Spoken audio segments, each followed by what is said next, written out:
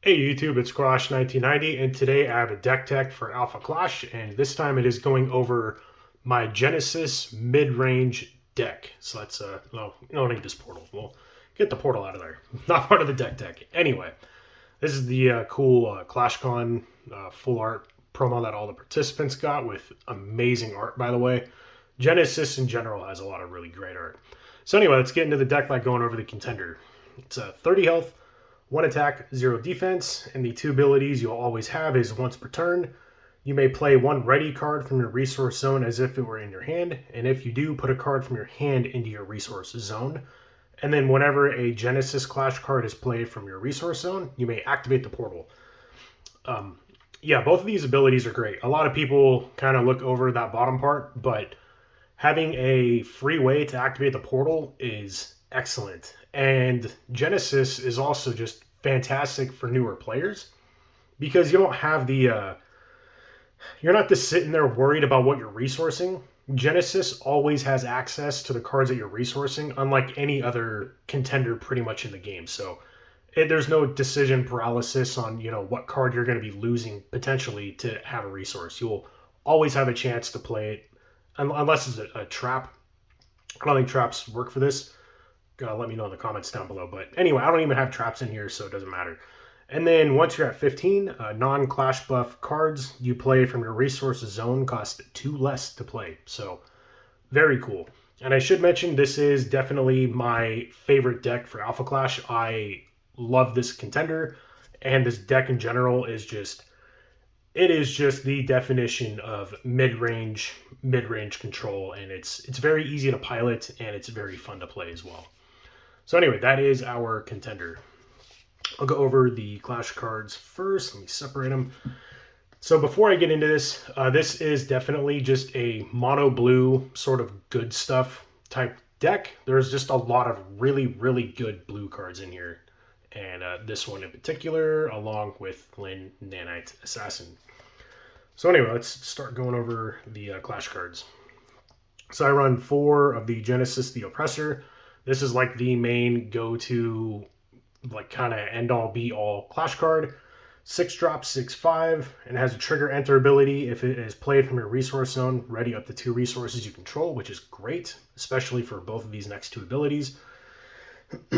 And it's a counterattack ability. You may engage any number of blue resources you control, prevent the next X Clash damage that would be dealt to target or dealt by target attacking Clash card. This Clash where X is equal to the number of resources you spent. And then the same thing, but as a counterplay. So if your opponent goes to play a burn card like non-clash damage, you can pay, in response, you can pay X blue to prevent X of that damage being dealt.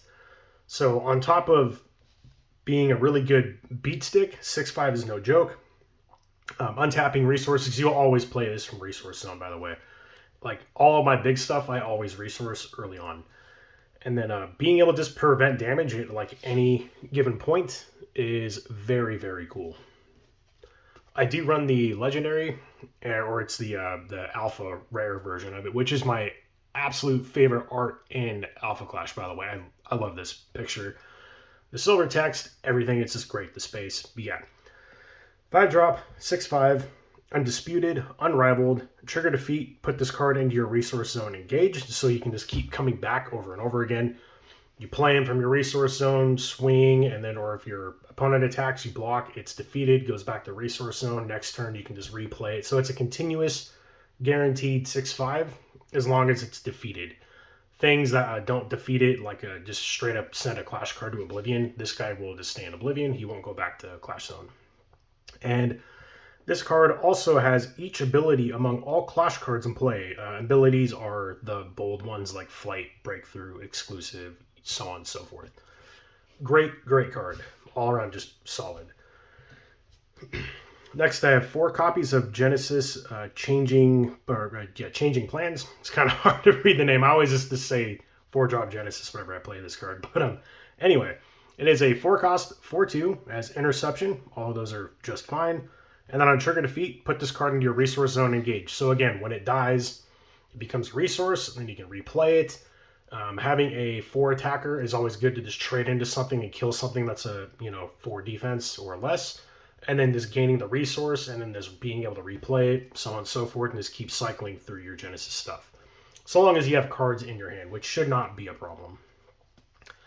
Next is a card from the newest set, Equilibrium, and probably my favorite card from Equilibrium. It's this card's very, very good. It's Alpha Aster, the Permanent. I think that's how you pronounce it anyway. 3-drop, 4/4. Yeah, that right there is good enough on its own. It has Observant, so it can't attack the turn you play it, which you don't really care about that anyway. Trigger defeat, if the portal is open, you may put a Clash Ground from your hand into play with initial resource cost less than or equal to the number of resources you control. Again, we don't really care about that all that much. Just a 3-drop 4/4 bodies is fantastic, but this next ability is really, really sweet. During your opponent's turn, the first Clash card they play gets Observant. So, yeah, this being out slows down your opponent just as much as you playing this kind of slows you down, but also gives you a great body to block with. But being able to make your opponent not attack with the next Clash card that they play on each of their turns, fantastic. This card is very, very sweet, and it's only like $6 on TCG Player. Honestly, I think this card is criminally undervalued on TCG Player. This card's amazing. We have another new card from Equilibrium. This is Alpha Aster, the Intergalactic Titan. Yeah, the gold is like double stamped up here, so it's like really hard to read it. 3-drop, 2/3, as exclusive, so you can only have one of them in play, hence why we only have 3. My deck is mostly play sets. The play set that would make this is the Genesis here for those who care. And it has a trigger portal. It's kind of a tongue twister. So whenever the portal is activated, if it is open, draw a card. It triggers only once per turn. Genesis activates the portal incredibly easily. Like, we have more Genesis cards than just this. So anytime we play one of these, we can activate the portal, and if it's open, we get to draw a card while this dude's out. And then trigger defeat, ready 2 resources you control, which is great for him, being able to ready more resources to prevent more damage. He just kind of fits the bill on everything this deck is looking for. Next, have 4 copies of Haven Bountiful Collector. This is like a Alpha Clash sort of staple. Any deck that plays blue, more or less, runs any number, anywhere between 2 to 4 copies of this Haven. I have 4 in here because ramping out to 7 resources is key for us, because our big bomb cards all cost 6, and in order to play them from the resource zone, you'll have to have an extra card to like kind of swap around and then play, because this card will have to be ready, so you have to have 6 other resources to play card from hand. So get the 7 resources out as fast as possible so we can start playing our bomb cards from our resources zone. But anyway, it is a 2-drop, 1/2. Trigger enter, you may put 1 card from your hand into your resource zone engaged. So that's literally why it's in here. It ramps us, and then it can be a chump blocker. On trigger defeat, you may return target non-trap accessory from your Oblivion to your hand. We do have a card we could get with that. It's I do run some of the weapon, though honestly it's not that big of a deal. And then you can only play 1 Haven Bountiful Collector per turn, obviously. So yeah, it's a ramp card that also becomes a blocker. Here's another new card from Equilibrium, a card that I also really like. Might just be because of the art, because this art is sick. But it's a Genesis Diabolical Villain. 2-drop, 2/2. Trigger enter, if this card was played from a resource zone, draw a card. So a 2/2 body for 2 that draws you a card. Again, it fits the definition of mid-range. You're looking for these, decent, very solid, I wouldn't say decent, good stats for good cost with added extra value on top of it. And then to round out our Clash cards, we have Lyn, Nanite Assassin. It's a 1-drop, 2/2. Trigger enter, target opponent diminishes 1 card, so they mill a card. Then you may put 1 bounty counter on target Clash card you don't control, and it's just a little counter to signify that it has a bounty on it. And then at the end of your turn, if 1 or more Clash cards with bounty counters on them were defeated this turn, you may put target Clash card with an initial resource cost of 2 or less from any Oblivion into your Clash zone. So, again, just all around solid beat stick with a good ability. Just kind of like what everything else in this deck does. So that is all of our Clash cards. Now we'll get into the rest of the deck, which is Clash Ground, weapons, and buffs, and all of that good stuff. The Clash Ground I play, honestly, it doesn't really matter. This deck doesn't really care about Clash Grounds all that much, so if you want to flex this spot for something else, feel free. I run it just to kind of fit the theme of the deck. It is a rooftop tower, 3-drop, and then clash cards you play from anywhere other than your hand cost a blue less to play. So it makes this stuff cheaper. We don't really care about that all that much because we're ramping, but it's always good just to have some clash grounds in your deck to remove the ones that your opponents are playing, and we have some ways to kind of play it for free, and it's there if you need it, but honestly, it's not really all that prevalent in this deck. Next, I have 2 copies of Diminishing Might. This is the contender weapon for Genesis. 3-drop, exclusive, 2 attached, so it's kind of costly, but again, we ramp, so we don't really care. Trigger enter, you may ready up to 1 card in your resource zone, so that's kind of nice. An attached contender gets once per turn during your primary phase, you may pay triple blue. If you do, each opposing contender loses all effects and abilities until the start of your next turn. So being able to blank your opponent's contender, getting rid of useful abilities, always really good. And then it has this little added thing down here that it can only be attached to Genesis because the weapon is Genesis's ability to like shoot lasers out of his eyes, I'm assuming. So yeah. Anyway. Next is Shocking Revelation. This is the other bomb card that we're looking to play. Why we're trying to ramp to 7 is because of these 2 cards right here. And this card is absolutely insane. This card is so good. 6-drop. This card costs 1 less to play. For each card in target opponent's hand greater than 5. Honestly, it doesn't really happen all that much. But once you play it, you get to look at target opponent's hand. You may choose 1 card from their hand and place it on the bottom of their deck. Then each opponent sends clash cards they control to Oblivion until they control the same number of clash cards as you do, basically. So you get the pseudo Thought Season, except it doesn't go to Oblivion, so they can't, deal with it in Oblivion. It goes to the bottom of the deck. And then ideally, you want to play this when you have no clash cards in play, because it'll just completely board wipe your opponent. And then next turn, you have all these big clash cards in your resource zone. You start dumping all these big clash cards from your resource zone into play while your opponent, had their most valuable cards stripped from their hand, ideally being low on hand anyway. And then that's when the game really starts to turn and you start to get this really good advantage in outpacing your opponent. It's hard for them to kind of keep up. And then if the portal is open, you may draw 1 card or put a card from your hand into your resource zone engaged. So also being able to replace itself is pretty cool. This card's nuts. Like, this card is super good. This, and then like following up with like this next turn or some other stuff, pretty devastating. Next is another very key card for the deck, and one that you hard mulligan for. You really want this card in your opening hand. It's a I Am Creation. It's a 3-drop, but if our contender's Genesis is actually a 2-drop, and it says put the top card of your deck into your resource zone engaged. So it's literally a rampant growth from the top of your deck. So you save the cards in your hand, get a card from the top of your deck in your resource zone, which is almost like drawing a card. And yeah, it helps us get to that 7 threshold faster. Then if the portal is open, you may put up to 3 cards from your resource zone on the bottom of your deck. Then put that many cards from the top of your deck into your resource zone engaged. So if you don't have our key cards in our resource zone, we can use this as well to try and sift through our deck to get them into our resource zone where they belong. Because again, stuff like this wants to be played from resource zone. I don't really do that all that much. I don't actually have that much issue getting the cards I need into my resource zone. This is purely in here as a ramp card, and it is very good at doing so. There was another new card from Equilibrium called Check Out My Ramp, which is kind of funny because it's literally a ramp card. It's the it's Haven, straight up Haven basically, but not a contender, or not a clash card, but just an action card. I did have it in here. It felt a bit too much to have that much ramp. I think 8 is a solid number. Next, I have 4 copies of Lefty's Last Stand. I actually just recently read this part in the book too. It was a very good scene, and I don't want to spoil it, but yeah, awesome. It's cool seeing the pictures of like what I'm reading in the book on the cards. Pretty cool. It's a quick action card, so you can play it, kind of like instant speed for magic people.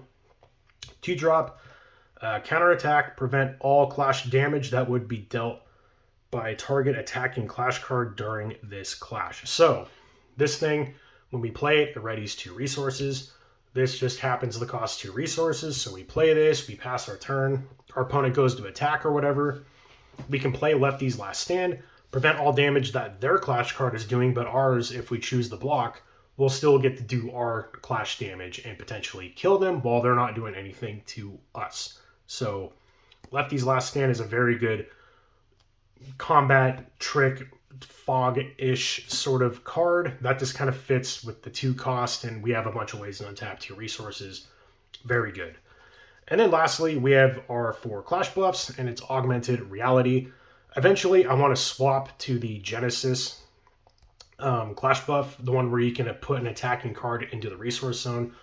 Once I have all 3 of the iconic arts, or whatever they're called, the cool arts that are done by this artist right here, I'll probably swap to them because I find this card a little degenerate, honestly. This Clash buff is insanely good. It's probably the best Clash buff in the game still. And this is like a set 3 card. Yeah. 1 cost, you can only play it if your contender is blue, and you choose one of the 2 options, though one of the options is the only one you're ever going to choose. Clash cards target player controls get +0/+2 until end of turn, then that player draws 2 cards. That is what you're going to choose every single time you play this card. Because having the ability, I don't even care about the defense buff. Having the ability to pay 1, draw 2 is insane. So yeah, this right there is very, very good. The next one is Clash cards target player controls gets -2 attack, -0 until end of turn, then that player diminishes 2 cards. You could potentially do that if you're getting outswarmed, but you shouldn't be getting outswarmed because of Shocking Revelation. If you're in that position too, you can do this to prevent a bunch of damage, but it's in here to pay 1, draw 2 cards. And that is, yeah, this card's cracked. Honestly though, I want to run the other Genesis Clash buff because I just like it better. Fits the theme and it also has really good artwork. So anyway, that is the deck. Some little strategies that I was talking about. Hard mulligan for your ramp stuff like Haven or I Am Creation. Get out to that 7 resources out and play as fast as possible, and then kind of just hold off there. You don't really need to play any more than that. And again, the reason for 7 resources, because with Genesis's ability, if our main like 6-drop bombs, they have to be untapped when we go to play them, which means we have to have 6 other resources in play. So you need to have 7 total to be able to play the stuff that you're wanting to play. So ramp out to 7, try not to die while you're doing so, and once you've gotten to that point, the game should flop into your favor pretty quickly, especially if you're low on Clash cards, or just have straight up none, and this is all messed up. There we go. And then you drop a Shocking Revelation to rip their best card out of their hand and then board wipe them, and then next turn follow up with like this, or you can even drop like double Alpha Aster, the permanent, and just have very, very good board presence. This deck is very efficient at just playing all around good, well-statted cards that also gain you some other sort of advantage with resource untapping, damage prevention, card draw, stalling out the speed of your opponent, being able to have constant threats that just keep coming back turn after turn, or again, just a 1-drop 2/2 is really good. Same kind of concept with the 3-drop 4/4. So playing above the standard curve of the cost matching the power. So anyway, that is the deck. Let me know what you all think in the comments down below. Again, this is my favorite deck in Alpha Clash, and honestly, it's going to take a lot to have like any other contender probably swap me from this.